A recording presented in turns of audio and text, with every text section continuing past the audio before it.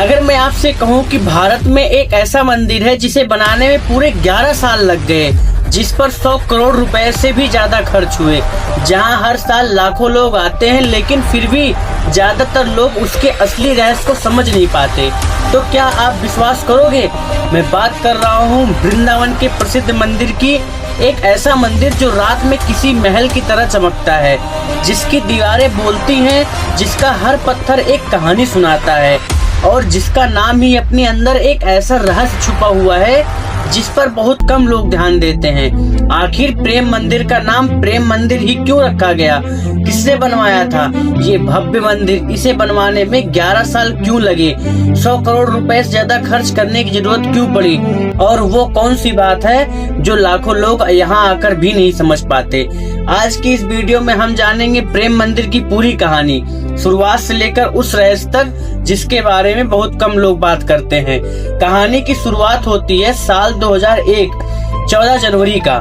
वृंदावन की पावन धरती पर एक ऐसे मंदिर की नींव रखी गई जो आने वाले समय में दुनिया भर में प्रसिद्ध होने वाला था।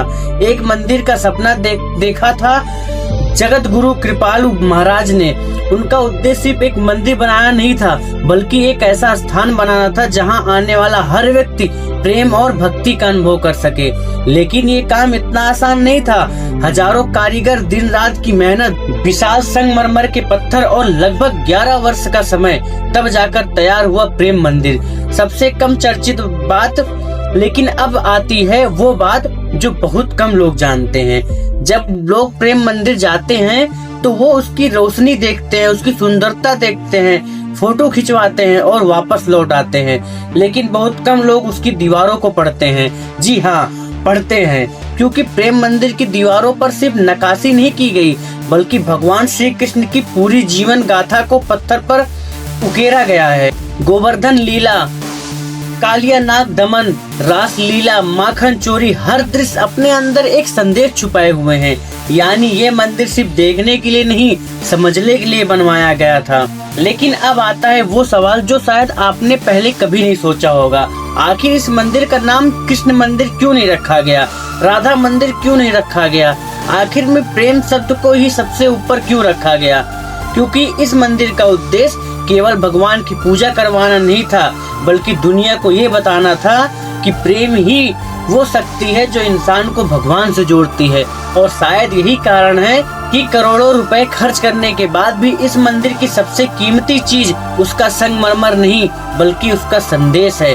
आज जब रात के समय प्रेम मंदिर रंग बिरंगी रोशनी से जगमगाता है तो लोग उसकी सुंदरता देखकर मंत्र मुग्ध हो जाते हैं। लेकिन उसकी असली चमक रोशनी में नहीं, उस विचार में है जिसके कारण इसे बनवाया गया।